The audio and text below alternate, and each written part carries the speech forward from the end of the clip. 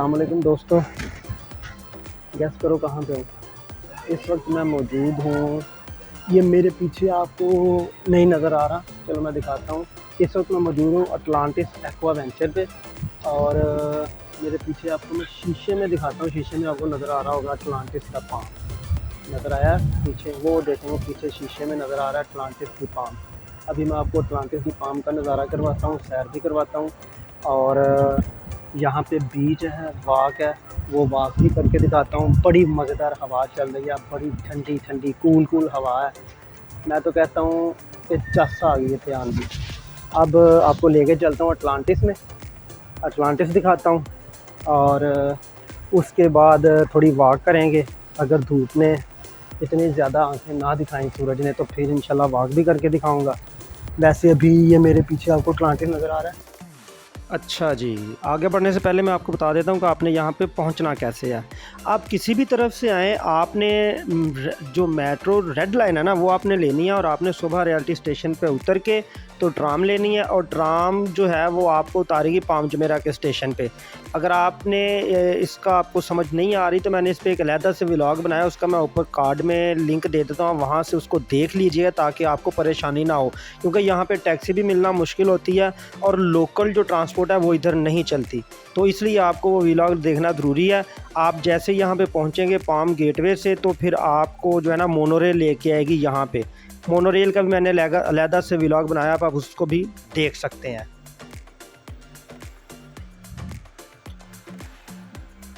चलें जी, अब आपको मैं लेके चलता हूँ अंदर, इसके अटलांटिस द पाम के अंदर लेके चलता हूँ।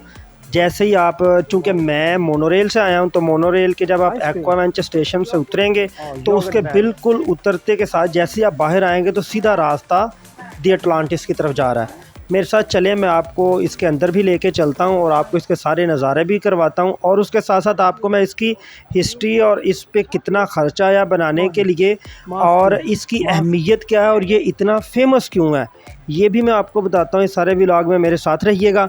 अगर आपको वीडियो पसंद आए तो काइंडली इसको लाइक भी करें और शेयर भी करें और अपने दोस्तों के साथ इसको लाजमी शेयर करें। और अगर पसंद नहीं आती तो बराए मेहरबानी नीचे कमेंट में ज़रूर बताइए कि क्या कमी रह गई है ताकि मैं उसको फिर दूर कर सकूं।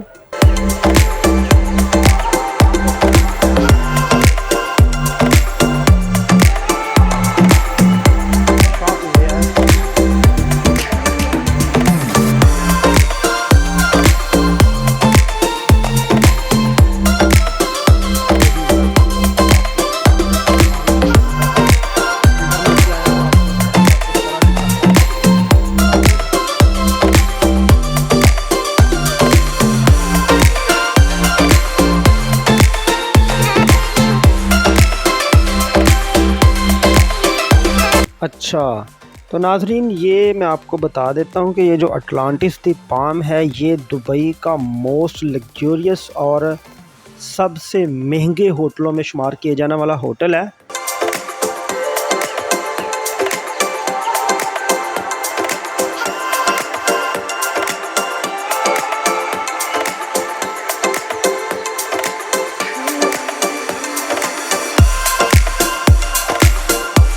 ये दुबई के सबसे महंगे तरीन शुमार किए जाने वाले होटलों में से एक होटल है और ये अपनी तर्ज का एक अलहदा ही खूबसूरत तरीन होटल है।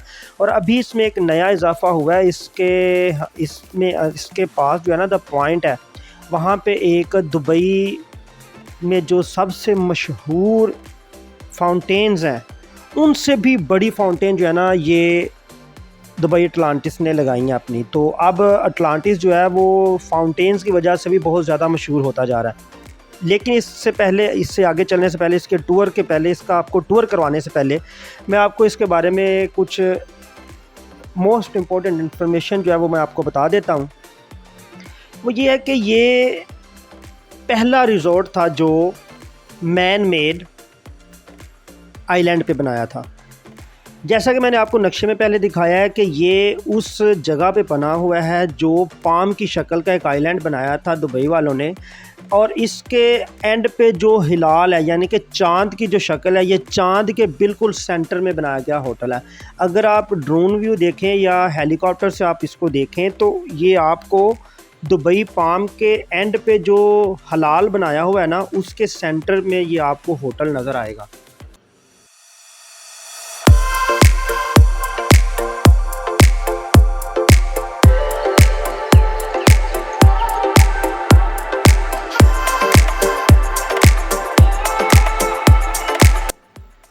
दोस्तों, आपको ये सुनकर बड़ी हैरत भी होगी और आपको खुशी भी होगी कि बिल्कुल पाकिस्तान और इंडिया के बिल्कुल नज़दीक दुनिया में वाहद एक ऐसा होटल है ये, जिसमें अंडर वाटर सूट्स और अंडर वाटर रूम्स हैं।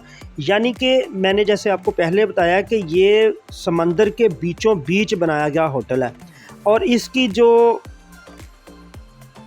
बुनियादें हैं, बुनियादों में इन्होंने कमरे बनाए हुए हैं और वो मोस्ट लग्जूरियस हैं, बहुत ज़्यादा महंगे हैं, लेकिन वो अंडर वाटर हैं, पानी के अंदर हैं। अगर आप उस कमरे में हों तो शीशे लगे हुए हैं साइडों पे, तो आपको उसमें से मछलियाँ गुजरती हुई नज़र आएंगी। बिल्कुल इसी तरह की आपको फीलिंग आएगी जैसे दुबई के एक्वेरियम में आपको नज़र आती हैं।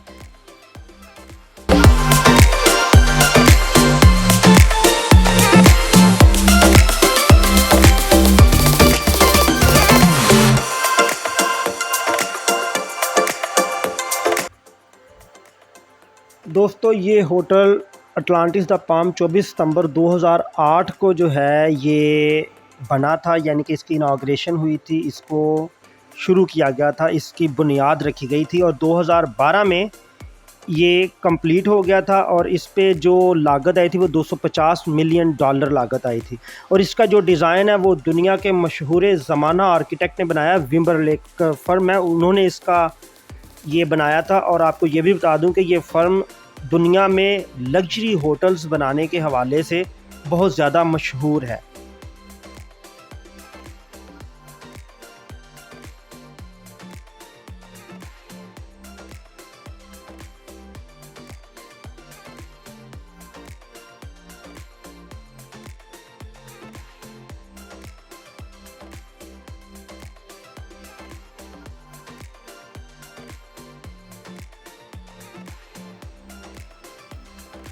नाज़रीन, जैसा कि आपको पता है, चीज़ जितनी ज़्यादा मशहूर होगी या फेमस होगी, उसके बारे में उतने ही ज़्यादा गुमान भी ज़्यादा किए जाते हैं और उसके मुतल्लिक कंट्रोवर्सीज़ भी ज़्यादा ही होती हैं। बिल्कुल इसी तरह अटलांटिस द पाम के साथ भी हुआ। 2007 में इन्होंने यहाँ पे एक डॉल्फिन बे के नाम से एक एक्वेरियम बनाने के लिए इन्होंने सोलोमन आइलैंड से 28 डॉल्फिन मंगवाई, लेकिन जैसे ये ख़बर अखबारों में छपी और मीडिया पे आई तो लोगों ने इस पे वावेला शुरू कर दिया। उन्होंने कहा कि ये लोग, अमीर लोग जो हैं, ये जानवरों के साथ जुल्म कर रहे हैं, इसलिए फिर आखिरकार इनको ये डॉल्फिन डे जो है ये बंद करना पड़ा और वो जो डॉल्फिन थी वो सोलोमन आइलैंड वापस भेजनी पड़ी, क्योंकि डॉल्फिन जो है वो इंडेंजर्ड स्पीशीज़ में गिनी जाती है, यानी कि ये वो वाला जानवर है जो बहुत तेज़ी से ख़त्म हो रहा है।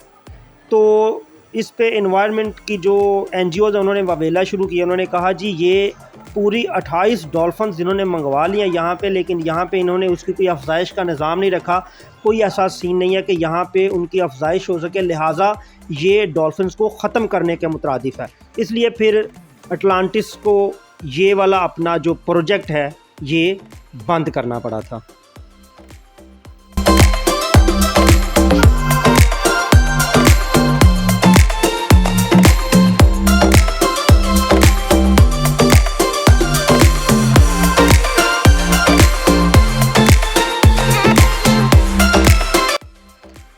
अच्छा, तो ये तो हो गई सारी, या इसके बारे में मैंने आपको इन्फॉर्मेशन दे दी है।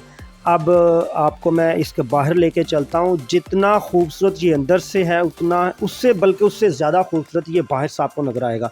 चलिए मेरे साथ बाहर चलते हैं। जैसे ही आप इसके दरवाज़े से बाहर निकलेंगे तो आपके सामने एक बहुत ही खूबसूरत और शांत और बड़ा पीसफुल किस्म का समंदर आपको नज़र आएगा।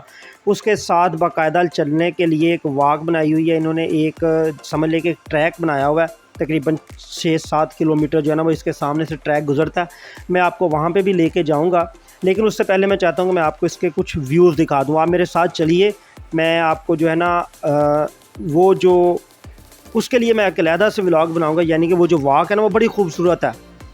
मैं आपको प्रेफर करूंगा, सजेस्ट करूंगा कि वो वॉक की जो वीडियो या व्लॉग है ना वो काइंडली ज़रूर देखिएगा। आपको देखने से ही जो है ना वो बड़ा पुरसकून और पीसफुल लगता है। वो वहाँ पे चलना एक बड़ा ही रोमांटिक किस्म का माहौल बन जाता है जब आप वहाँ पे चलते हैं। तो चलिए मेरे साथ, मैं आपको बाहर लेके चलता हूँ और आपको दिखाता हूँ। ये देखिए, आप जो देख रहे हैं ये वाकई एक इंजीनियरिंग का शाहकार नज़र आ रहा है।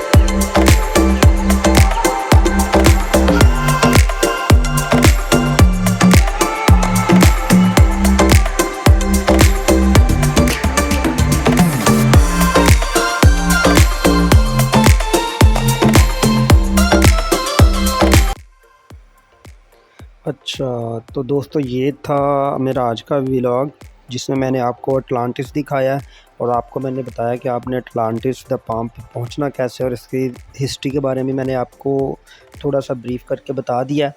उम्मीद करता हूं कि आपको मेरा ये व्लॉग पसंद आया होगा। अगर आप को ये व्लॉग पसंद आया तो काइंडली इसको लाइक और शेयर करें और चैनल को सब्सक्राइब करके घंटी के निशान को दबाना मत भूलिए। और अगर आपको ये वीडियो पसंद नहीं आई तो काइंडली नीचे कमेंट बॉक्स में ज़रूर बताइए कि क्या कमी रह गई, ताकि मैं उस कमी को दूर कर सकूं।